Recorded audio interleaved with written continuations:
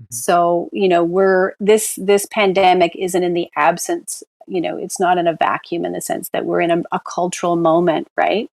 Where we've had a series of, where victim politics, I don't even know how to better say it, but like where we identify a group that's been oppressed or hurt or is vulnerable, and then all of society needs to then move to accommodate this group, right?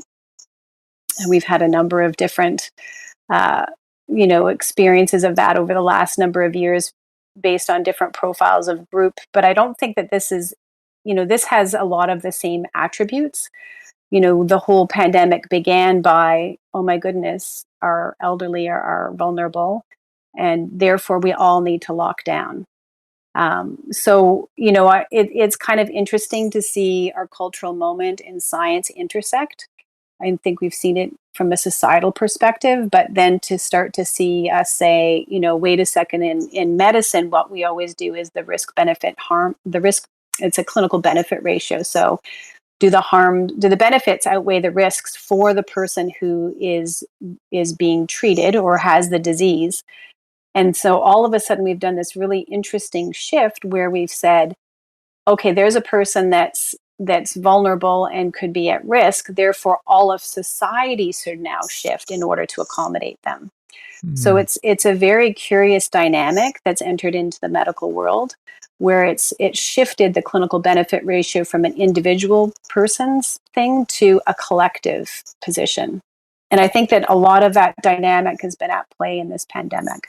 The concept of for the greater good seems to be, at play there. And I don't know the specifics, but I always thought there was this, medical principle regarding, if something is harmful to the individual and i.e. the risk is greater than the benefit, the argument for the greater good is basically invalid. Am I wrong there? Is there a medical principle there? Is there? Well, there's the Hippocratic Oath, which says at first do no harm, right? Mhm. So for sure, but then I don't know if it's particularly so, but it's always been at the individual level, right? These collective, there's no such precedent as a collective thing, but any collective thing that you would do would always be limited by not harming an individual. So that Mhm. would be the basis, for instance, medical ethics applied to public health would be you can do a societal intervention, but you have to make sure that people can opt out, and you have to make sure that it does no harm to any given segment and that everybody has a say in whether they want to participate or not. So, for instance, our whole society went into lockdowns, which was a medical intervention. However, it was missing a lot of those ethical elements, which is ensuring that it's not going to harm anybody, ensuring that people can opt out, and ensuring that we had a say in the matter. So a lot of these are very shocking, I would say, changes in what would normally be protocol. And I think what's curious about it, particularly, is that it seems to be adopted at multiple levels.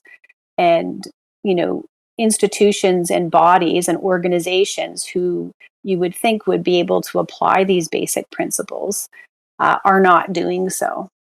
So, you know, there's lots to look at in this COVID pandemic because a lot of the ways that we've traditionally done things and a lot of the standards that we've used and a lot of the principles that we've applied in order to ensure that no harm is done have kind of been, I guess, put aside. Mhm.